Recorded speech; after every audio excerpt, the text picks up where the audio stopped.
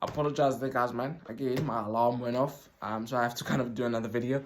I'll just mash them together, and then I'll just move on from the previous video. So I was just finishing talking about Chelsea in that video, whereby I was saying that they've had an okay start to the season. Obviously, I was just wrapping things up from that game against Leicester City, saying that it was a good performance from them, based on the fact that they played the majority of the game with 10 men and they still managed to win. All that matters really is a W on the board, getting 3 points on the board, especially after playing with 10 men. So it was a good performance from them. Yeah. So now moving on to the next fixture. So obviously I mentioned Man United and Chelsea. So now we talk about Liverpool.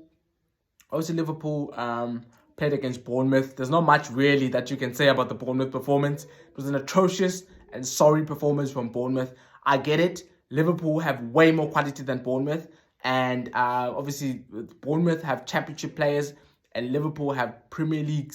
They have seasoned Premier League players that have won the Premier League before. So I get it. I get the gulf in class. I get the difference in quality.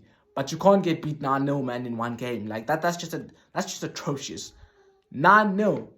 I mean that was a sorry performance from Bournemouth. All the thingy, I heard this from a guy at Talksport on YouTube, was saying that all the Bournemouth fans should be demanding their money back from the players. So obviously they pay money for a ticket. They travel to Anfield, good away day, expecting a good performance from their team, only for their team to be thrashed 9-0. That was atrocious from Bournemouth's point of view. I mean, I get it. Liverpool are a great side. They have great players. They have world-class players across the areas of the pitch. Obviously, a good response from Liverpool, because they did not have a good start to the season. They drew their first 2 games and they lost the other one, so they didn't have a win in their first 2 games of the season. So it was a horrible start from Liverpool's point of view, based on the standards that they've set in previous seasons. So it was a good win for them, just silencing all the critics, scoring 9 goals, winning 9-0. But you also have to kind of call out Bournemouth in terms of their performance in that game, because it was a bad performance from them. It was a sorry performance from them, and really they should be ashamed of themselves. They should give the Bournemouth fans all of their money back. They should be taking they should be taking a wage cut. Okay, not a wage cut, but they should be taking a portion of their wages for this week, and they should be giving their fans they should be giving the fans their money, because it was an atrocious performance from them, to be honest. And it's a long journey actually from Bournemouth to Liverpool, because Bournemouth is in the south coast, Liverpool is in the northwest of England. So a bit of geography there. So really the fans travelled all the way from the south coast to the northwest of England, only to see their team being thrashed 9-0. Honestly, they didn't even score a goal. Like it was a sorrowful performance. It was an atrocious performance from Bournemouth, and they should be ashamed of themselves. They're championship players. They proved in that game that they're championship players, and they're probably going to get relegated, to be honest, based on the performances that they've had so far this season. They lost 4-0 to Manchester City, they lost 3-0 to Arsenal, and they've now lost 9-0 to Liverpool. That's an aggregate score of 16-0 in 3 games. Because, yeah, it's 16-0 from the first 3 games. Well, not first 3 games, because they actually did win their opening game. But basically, they've lost the last 3 games by an aggregate scoreline of 16-0. I get it. They played Liverpool, City, and Arsenal. Those are top teams, and there's a big gap in terms of the quality in the two sides. But really, you should be doing better if you're Bournemouth. I mean, come on. That was an atrocious performance from them. It was not good enough. It simply wasn't good enough from them. And they should be ashamed of themselves. And they're going to go back to the championship next year, obviously, because, I mean, it was a shameful performance, to be honest. I didn't even know what the guy, Scott Parker, was going to say in his interview after the game. I mean, what were you expecting the guy to say?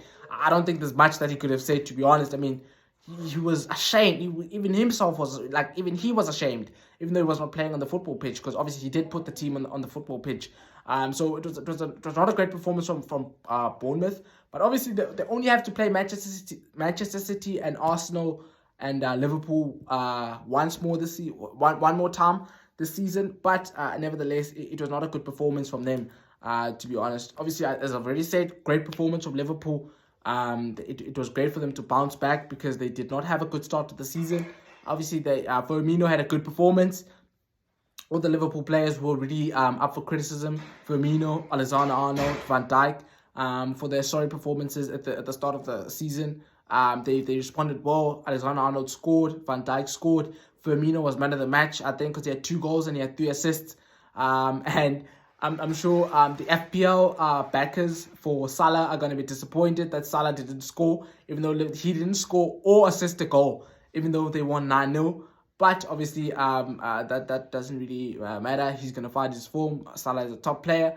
But yeah, it was a good performance from Liverpool. Good performance throughout the football pitch. Great goal from Harvey Elliott. He looked lively in the game. Great goal from Fabio Carvalho as well. Actually, I think Fabio Carvalho. I thought Jurgen Klopp could have started him because against Man United he really looked good when he came onto the football pitch. So it was a good performance from Liverpool all round. Some good young players getting their first goals at Anfield. Good goals from the senior players.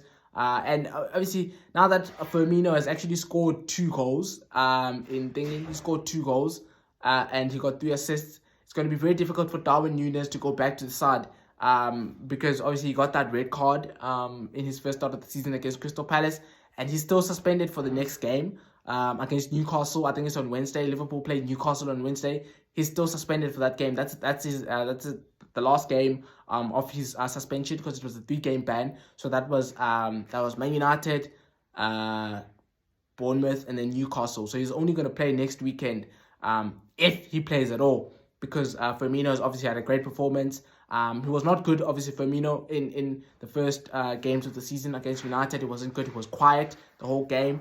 He didn't look a threat, but it was a good performance from him. Again, obviously, Liverpool, can they back it up when they play Newcastle? Newcastle are a tough opponent. Obviously, they're playing at Anfield, so that's going to help them a lot because the crowd is going to be backing them. But Newcastle are a really good team. Even though Newcastle had a few injuries this game week, because they played today. I think they played West Ham. No. Villa played West Ham. Who did they play? Who did Newcastle play today?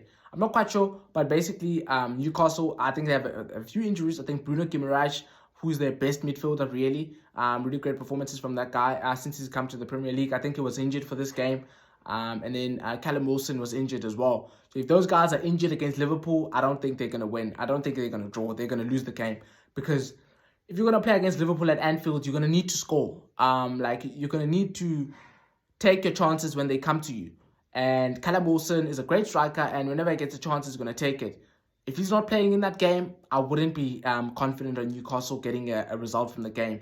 They can compete in the game, but I would not be confident in them getting a result.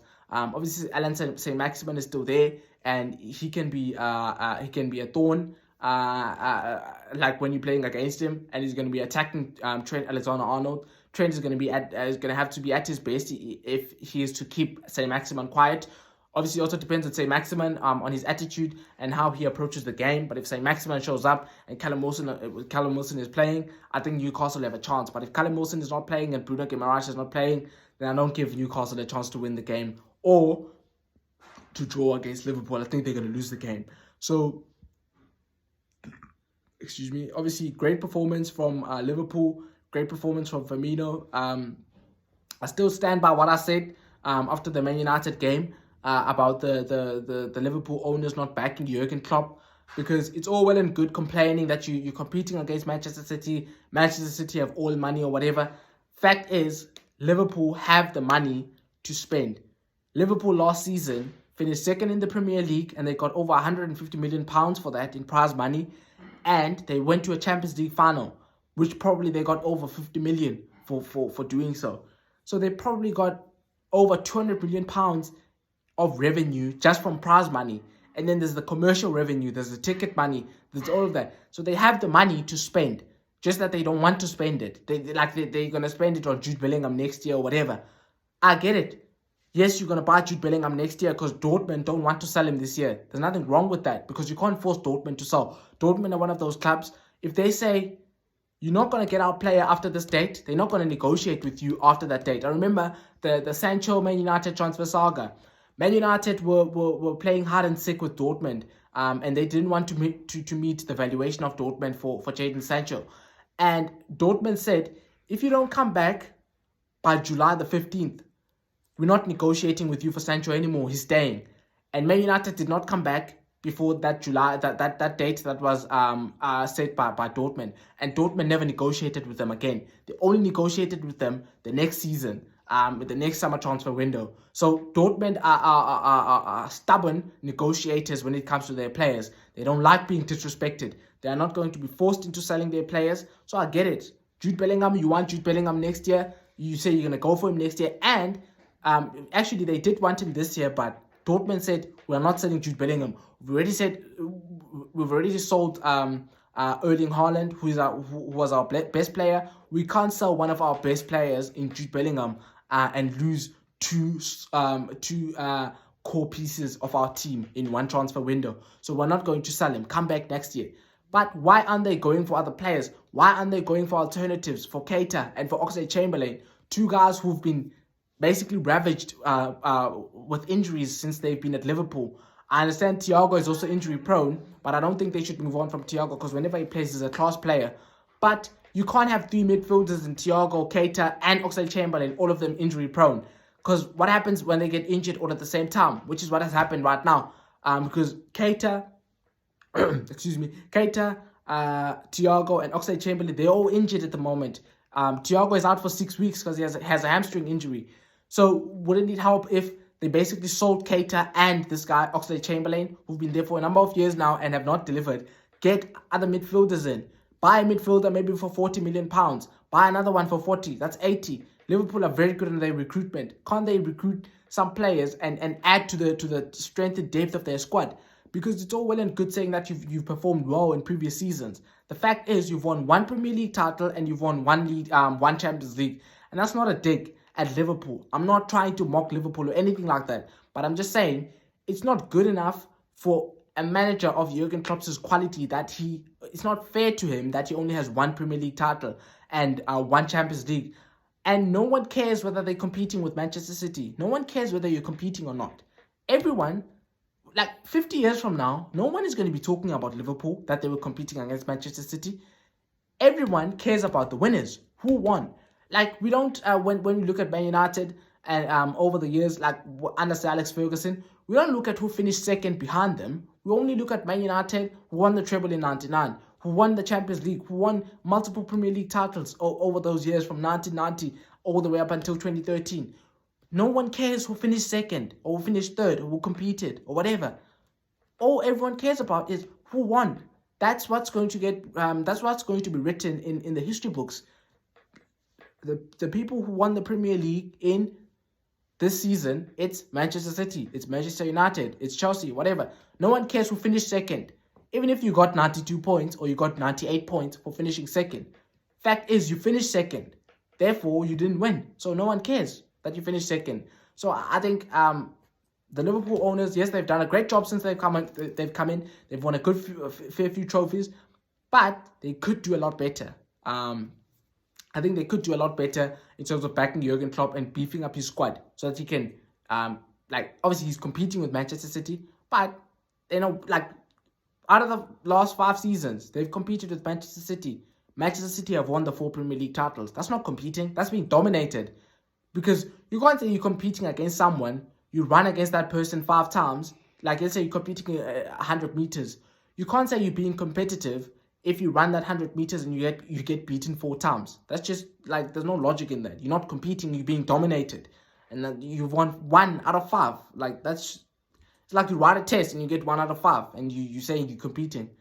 Come on. I think the Liverpool owners could do a lot better with that. And then obviously, moving on to the other game, obviously, so I've talked about City, I didn't talk about City, Liverpool, United, Chelsea. So City was the team that was playing also. So it's City, Arsenal, and Tottenham. Yeah, City was the team that was also playing against Crystal Palace on Sunday, or not Sunday, on Saturday. So obviously it was an atrocious start for Manchester City. I was watching the game, obviously because I watch all the games for City.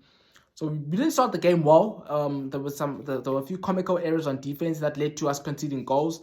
The first goal, it starts with an error from Edison because instead of holding onto the ball, he kind of parries the ball and it goes to a Crystal Palace player, and then we have to foul, like Cancelo then fouls the Crystal Palace player Ayew, and then they get a free kick. Eze puts the free kick into the box. It's not a great free kick. Like, it's not. You see, when some guys put a free kick into the box, excuse me, they put it with like whip and with precision, and they put it in that zone of between the goalkeeper and the defenders. So, like, it's hard for the defender to try and make contact with the ball because he knows that if he makes contact with the side of his head that is towards his goal, he's going to score an own goal. It's hard for the goalkeeper to come because all the attacking players are going towards the ball. So that's what you define as a great free kick. Eze didn't do that. He just put the ball like in the 6-yard box, basically. It was a good free kick, not a great free kick. And then Kevin De Bruyne, basically, he glances his head off the ball, so the ball deflects off his head, and then it goes to Walker. Walker, I don't know what he's doing because he turns his back to play. And by turning his back to play, I don't know if he was trying to move away from the ball so that the ball could go out for a throw-in, that side. But by turning his back to play, the ball then deflects off his back. And because his back is basically facing towards his own goal, the ball then goes towards his own goal. And it basically deflects off John Stones' knee and it's an own goal.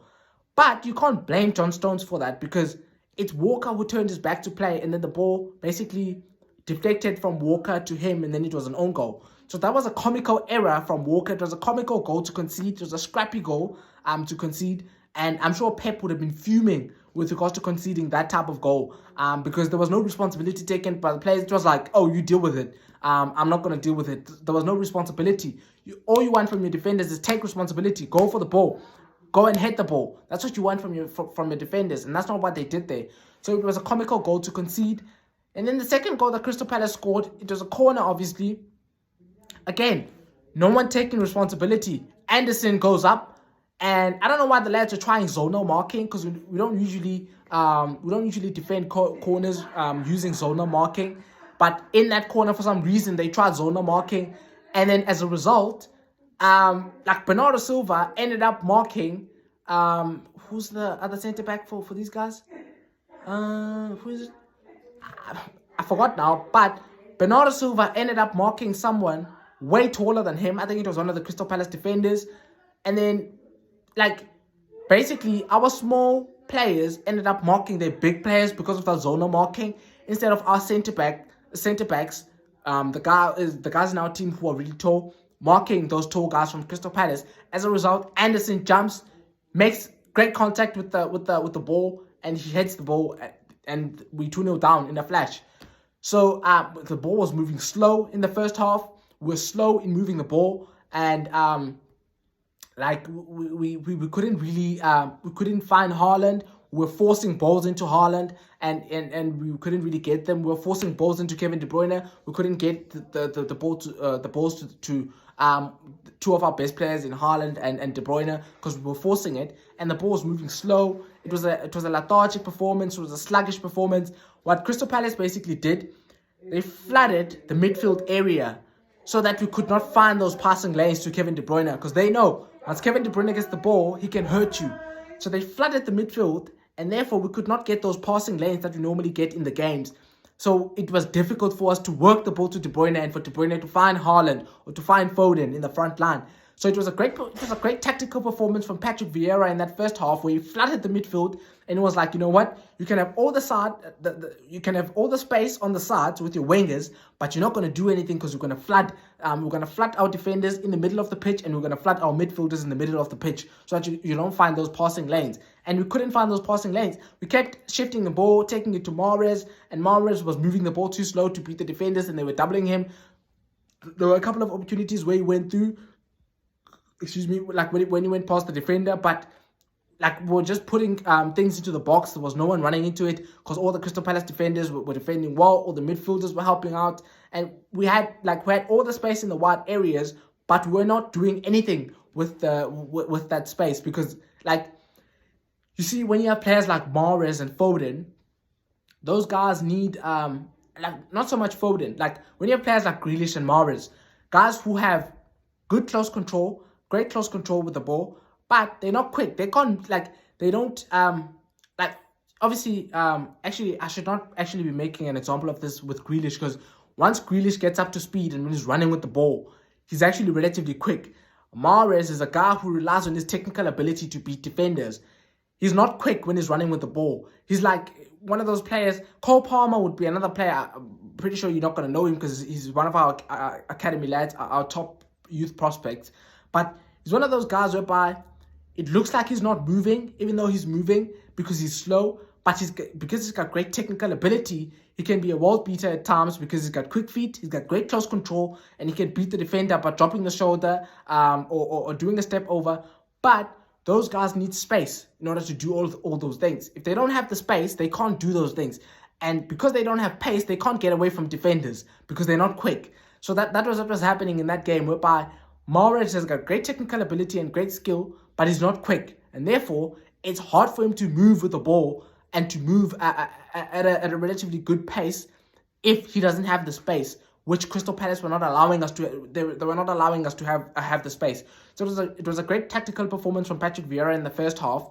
Second half, I'm sure at halftime, Pep Guardiola would have told the lads off, saying that they need to raise their level, they need to move the ball quicker. And really, second half, we came out, and first 5 minutes, it was not great because we were still moving at a slow pace. And Pep Guardiola got his substitutes ready. He told Gundogan and Alvarez to strip off, to basically to get ready to come into the game. And just as they were about to come into the game, Bernardo Silva gets the ball on the right hand side, he gets space, he gets up to speed, runs at the defenders, he gets into the box. They can't foul him because Bernardo Silva got close control. You go for the tackle, you're not going to get the ball, you're going to foul him, you get a penalty, and then he just shoots. Not a great shot from him, but luckily for us, got a deflection, we scored the goal. The crowd is back into the game, the stadium lifts, and then the players start believing again. And then Pep Guardiola kind of told Gundogan and Alvarez to just wait a little bit, just give the guys who are on the pitch a chance to kind of mount that comeback and score that second goal. But after 5 minutes, where we did which we couldn't score, just kind of moving at that slow pace again. Even though Bernardo Silva was trying to make things happen, running at people, running with the ball, he told Gundogan and Alvarez to get ready. Now in the game, I was actually saying Pep should get Gundogan out to the pitch. He should take off Mahrez and get Gundogan, and then he should move Bernardo Silva to that right-hand side, and then Gundogan should go into the midfield. And that's what Pep did.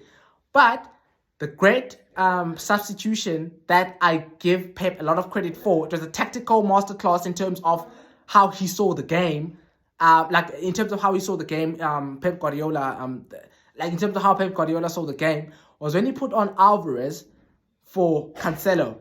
And there were a few eyebrows with regards to, okay, how are they going to play?